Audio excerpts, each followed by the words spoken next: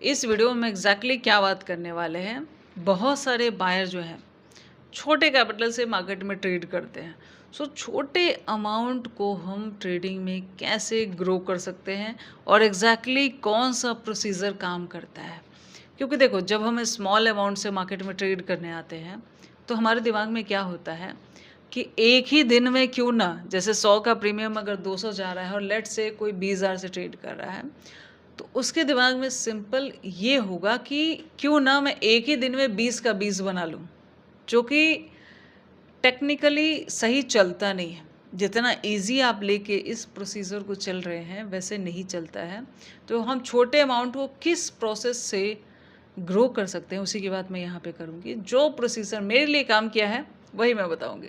पहले एक चीज़ समझो कि अगर ट्रेडिंग करनी है तो उसके लिए कितना अमाउंट चाहिए। मिनिमम बात करें तो कम से कम आपके पास 50,000 होना चाहिए भाई। 50,000 होना चाहिए। अगर आपके पास 10,000, 15,000 या 20,000 का कैपिटल अगर सिर्फ इतना ही है तो ट्रेड मत करो, कम से कम 50,000 आने दो। कुछ लोग तो ये भी गलती कर रहे हैं कि 5,000, 10,000 का अमाउंट है और उसको एक्सपायरी में ट्रेड करे। वो तो सबसे बड़ी गलती करे। ये तो बिल्कुल भी मत करो, ये तरीका बहुत गलत है। So the right procedure is, हमें क्या करना है, सही तरीका ये है कि अगर आपके पास 50,000 है मिनिमम, तो आप 50,000 से ट्रेड मत करो। आपको ट्रेडिंग 10 से करो, 15 से करो या 20 से करो। 50,000 है तो इसमें से किसी भी अमाउंट से कर सकते हो, 10, 15 या 20, ठीक है। 10 से करो तो ज़्यादा अच्छा, 15 या 20 भी कर सकते हो अगर आपको थोड़ा सा एक्सपीरियंस है मार्केट का। बिल्कुल एक्सपीरियंस नहीं है तो 10 से ही करना चाहिए, इतना समझ लो। चलो, अब क्या करना होता है, देखो ऐसा मैं क्यों कह रही हूँ।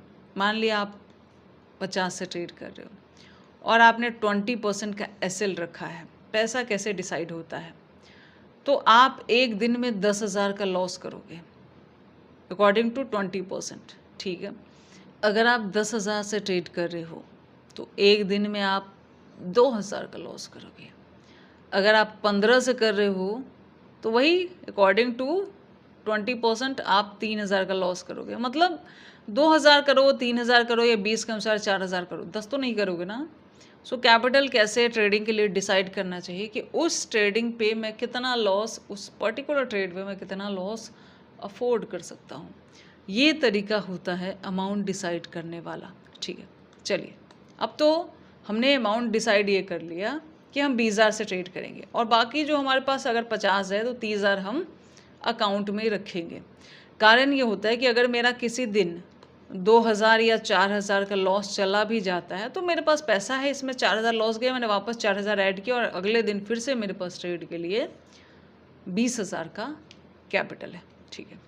अभी देखो एग्जैक्टली क्या होता है, अगर 20,000 के कैपिटल पे अगर 20% का एसएलएन टारगेट रखा जाए तो उसके अनुसार देखा जाए तो 4,000 सामने वाला यहाँ पे अगर थोड़ा अगर सेफली चलना है तो मान लिया 10% रख रहा है, एक एग्जांपल बता रहे हो, तो 2,000 का आप प्रॉफिट रख रहे हो और 2,000 का आप लॉस रख रहे हो। अगर आप 20% कर रहे हो तो इसको 4 लेके चल सकते हो। आप 3-4 दिन अगर आपका ठीक ठाक गया है, लेट से आपने 8,000 प्रॉफिट बना लिया, 4 दिन आपका अच्छा गया। अब हमारे दिमाग में क्या आता है, यार 100 का प्रीमियम 200 जा रहा है, ठीक है, मतलब पैसा लगभग डबल हो रहा है, ठीक है। हम क्यों यहाँ पे सिर्फ 100 का प्रीमियम अगर 120 गया तो हमारा निकल जाए, मतलब 20% के हिसाब से इतना ही हुआ ना। सो हमारा दिमाग बार बार ये कहता है क्यों ना हम डबल डबल डबल के चक्कर में क्यों ना हम 20 का 20 निकालें, 20 का हम 2 क्यों निकालें या 4 क्यों निकालें, 5 क्यों निकालें, 20 का 20 क्यों नहीं निकालें। वो शुरू में नहीं चलता है, स्टार्टिंग में ये चल नहीं पाता है। स्टार्टिंग में क्या चलता है, आप पहले छोटे अमाउंट से 8,000, 10,000 बनाओ, 2-3 दिन में बनाओ, 4 दिन में बनाओ, हफ्ते में बनाओ। अब अगर आपको लगता है कि आप इस ट्रेंड को पकड़ सकते हो जिसमें 100 का प्रीमियम 200 जाता है, तो आपको क्या करना है, ये जो प्रॉफिट है इसको पहले आप अपने बैंक अकाउंट में निकाल लो अगर कंट्रोल नहीं होता।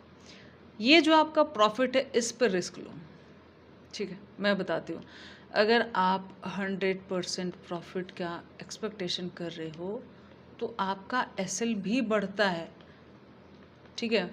और हार्डली देखा जाए तो ये 50% तक भी जा सकता है, और देखा जाए तो 50% ज़्यादा आपको एसएल नहीं लेना चाहिए। 100% का टारगेट है तो 50% से ज़्यादा आपको एसएल नहीं लेना चाहिए, और एक्सपायरी में इस पैसे को यूज़ नहीं करना चाहिए।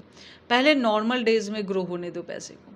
तो आपका सिंपल प्रोसीजर क्या होना चाहिए कि अब ये जो 8,000 है, अब ये जो 8,000 है, देखो छोटे कैपिटल पे क्या होता है ना, छोटे कैपिटल पे हम क्या करते हैं एग्जैक्टली कि किसी भी प्रोसीजर को सीखते हैं, उस प्रोसीजर में खुद की साइकोलॉजी को डेवलप करते हैं, फिर वही चीज़ हमें आगे काम आती है। जब ये 8 की जगह 80 होगा या 80 की जगह 8 लाख होगा, तो वो प्रोसीजर काम आएगा जो साइकोलॉजी 8,000 पे डेवलप हुई थी।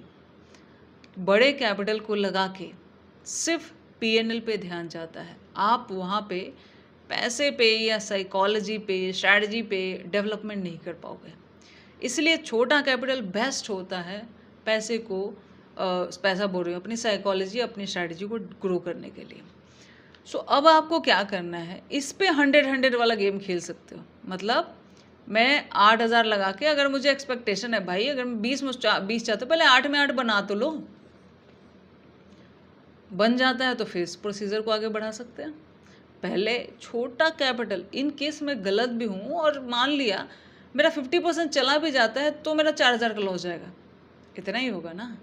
लेकिन अगर ये 20 पे आया तो ज़्यादा हो जाएगा, 10 का लॉस हो जाएगा, 50 पे होगा तो और ज़्यादा हो जाएगा, 25 का लॉस हो जाएगा, ठीक है। इसीलिए लॉस को सेफ चलते हुए, मतलब रिस्क को मैनेज करते हुए, हम अभी सिर्फ प्रॉफिट पे रिस्क लेंगे। अब अगर ये बन जाता है बहुत अच्छा, हम और इसको सही करने की और ग्रो करने की कोशिश करेंगे। लेकिन अगर ये लॉस हो जाता है और मेरा 4,000 चला गया, मेरे पास 4 आया, फिर इस प्रोसीजर पे आ जाओ, 20 का दो, 20 का दो, 20 का दो, मतलब 2 प्रॉफिट या 2 लॉस। वापस इसको फिर से ग्रो होने दो, फिर एक ट्रेड ऐसा ट्राई करो जिसमें 100% का आप एक्सपेक्टेशन कर रहे हो, ठीक है। ये सर्कल थोड़ा सा कुछ दिन चलने दो, आपको इसमें कमी भी समझ में आ जाएगी कि आप क्या गलती कर रहे हो, सही चीज़ें भी समझ आ जाएगी, ठीक है। सो ये छोटे कैपिटल पे ये जो साइकोलॉजी आप डेवलप करोगे, ये बड़े कैपिटल पे नहीं हो पाएगा, ठीक है। सो सबसे पहले छोटे कैपिटल पर ट्राई करना चाहिए। फिर भाई मैं एक बात कह रही हूँ, अगर कोई बंदा डबल कर सकता है, 8 का 8 कर सकता है, करो। 8 का 8 हो गया 16, 16 का 32 कर सकते हो, करो, कोई दिक्कत नहीं। ये सारा अगर ज़ीरो भी होता है तो आपका प्रॉफिट ज़ीरो होता है। आप गलती भी करोगे तो प्रॉफिट गलती पे जाओगे। स्टिल आप अगर पूरा ज़ीरो भी कर देते हो तो भी अभी आपका कैपिटल 50,000 सेफ है। आपको समझ आ जाएगा आपने क्या गलती की, आप वापस उस पैसे से रीस्टार्ट कर सकते हो, उस गलती को सुधार सकते हो।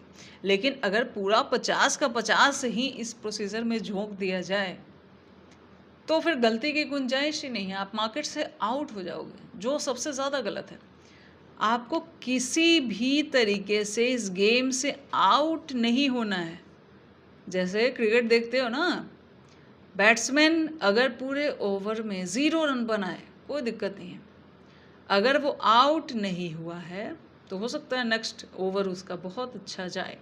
लेकिन अगर वो क्लीन बोल्ड हो गया, पिच पे है ही नहीं, आउट हो चुका है, सो क्या फ़र्क पड़ता है, उसके लिए गेम ख़त्म।